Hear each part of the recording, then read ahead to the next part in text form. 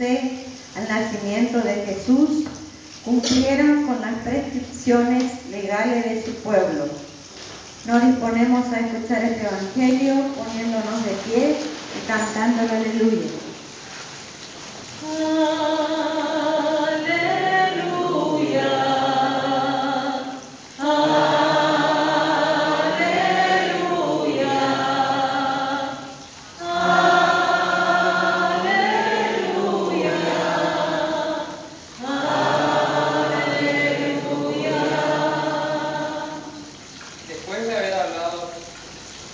Padre, por medio de los profetas, en este tiempo final, Dios nos habla por medio de su Hijo.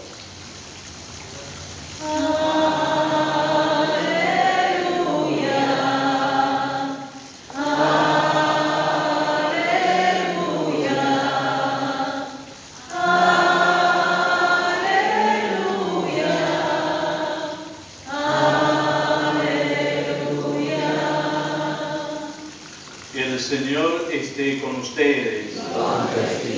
Evangelio de nuestro Señor Jesucristo según San Lucas.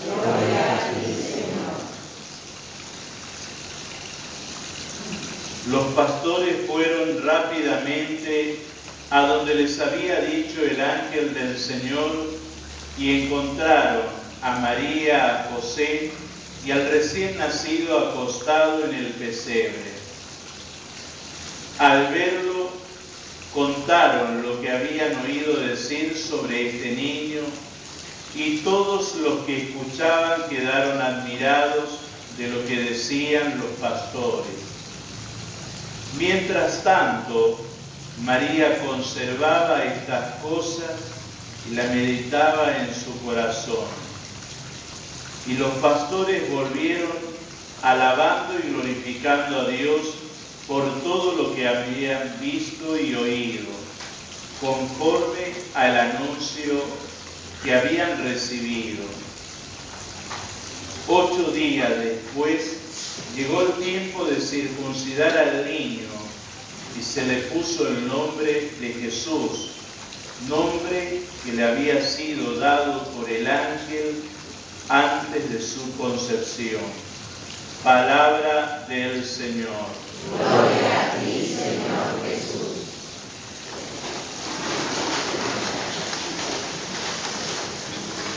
La solemnidad de Santa María, Madre de Dios, es la que corona la octava de la Navidad,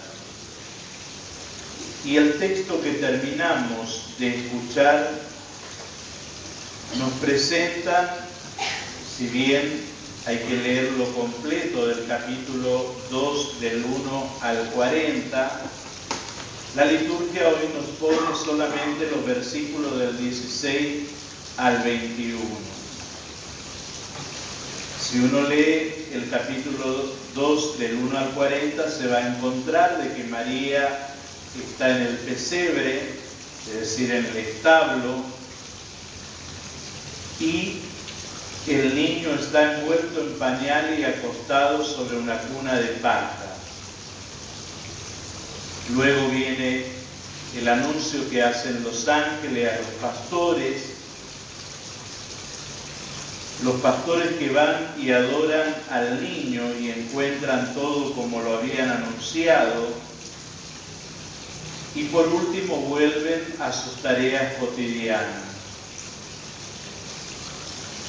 ¿Por qué la imagen en el Evangelio de Lucas de los pastores que van rápidamente a adorar a aquel que está en el establo?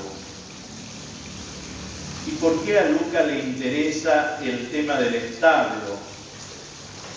Dejemos de lado aquello de que no había lugar en la posada y todas esas cosas que pueden distraernos, porque Lucas está remitiéndose a aquel pasaje del profeta Isaías, donde Dios por medio del profeta le reprocha al pueblo de Israel y le dice: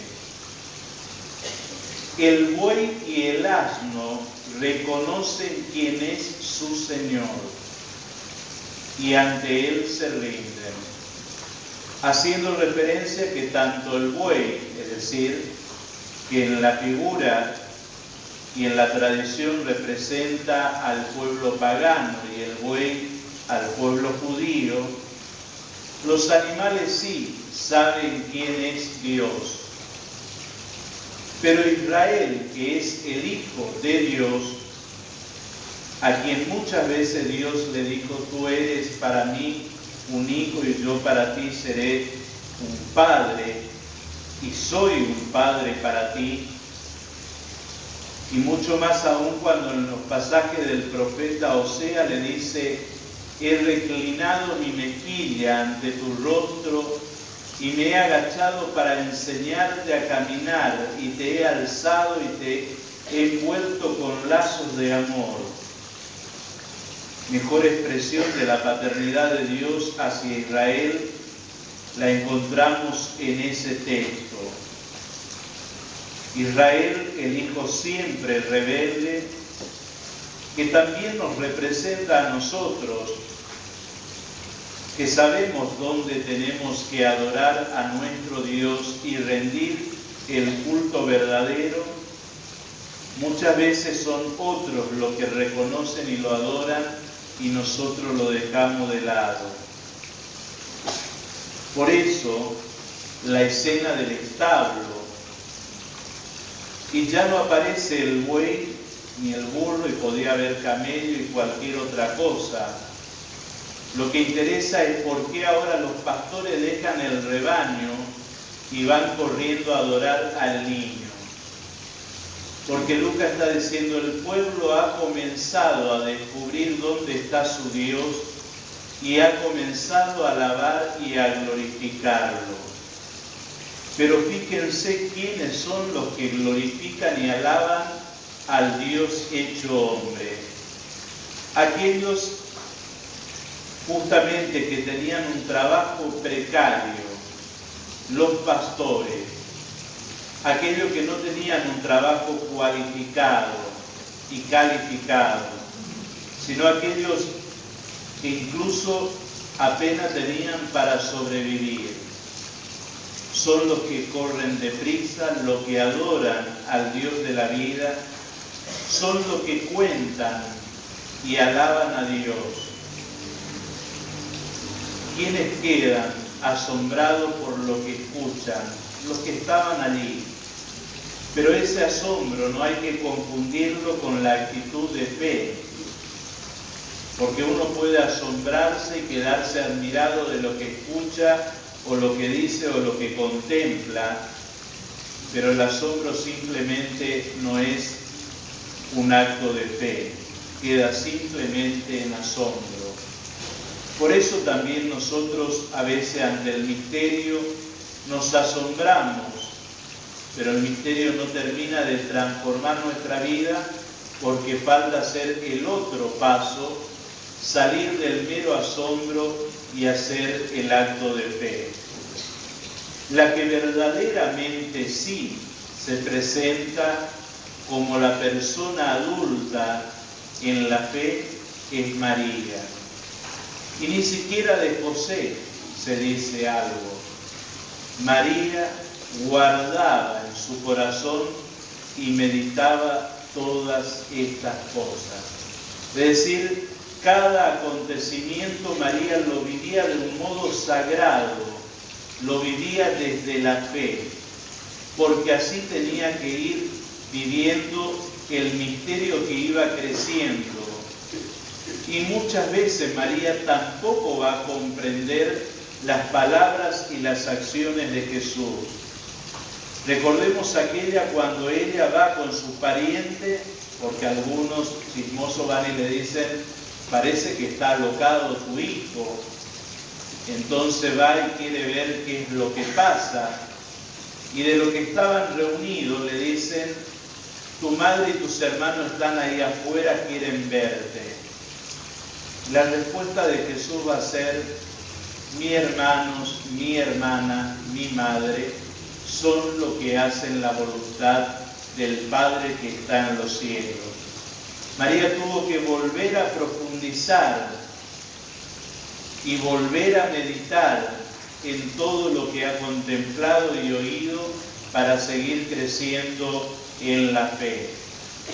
Por eso la figura central del texto que hoy terminamos de escuchar es la de los pastores que representan al pueblo judío, que comienza a reconocer un pequeño grupo que empieza a reconocer que el Salvador, el Mesías, el que era anunciado y prometido, ha nacido y está en medio de ellos.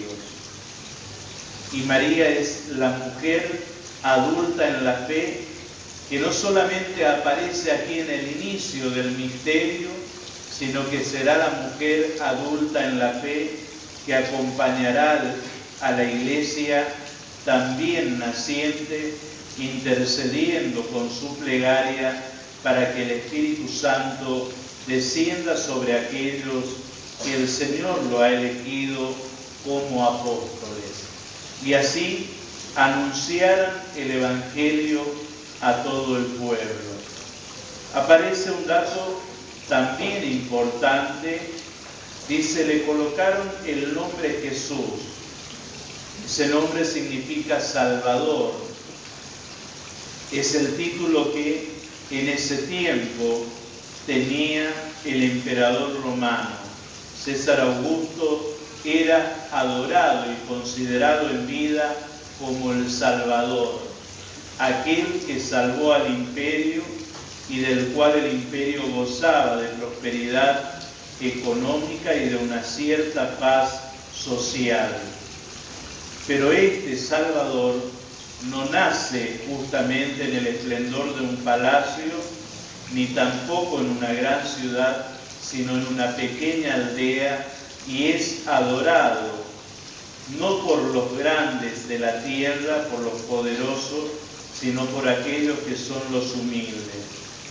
La otra cara de la adoración de los pastores la encontramos en el Evangelio de Mateo, un evangelio que aparece el día de la fiesta de la Epifanía, donde unos sabios de Oriente vienen y adoran al niño. Es decir, el niño, Dios, es adorado tanto por los judíos como por los paganos, aquellos que se abren a la revelación y reconocen en ese niño envuelto en pañales, acostado sobre una cuna de paja, al Dios de la vida. Aquel que hoy que comenzamos un año y ponemos bajo la protección de María y le pedimos también caminar en la paz, es aquel que nos bendice y nos protege. Es aquel que ilumina nuestro rostro para que caminemos en su presencia, y es aquel que desborda de gracia y no se deja justamente que estemos mendigando migajas de su misericordia y su amor, sino que es aquel que derrocha toda su gracia, como nos recordaba el prólogo del Evangelio de Juan ayer. De él hemos recibido gracia sobre gracia. También dice: el Señor te descubra su rostro y te conceda la paz, siempre que invoquemos su nombre.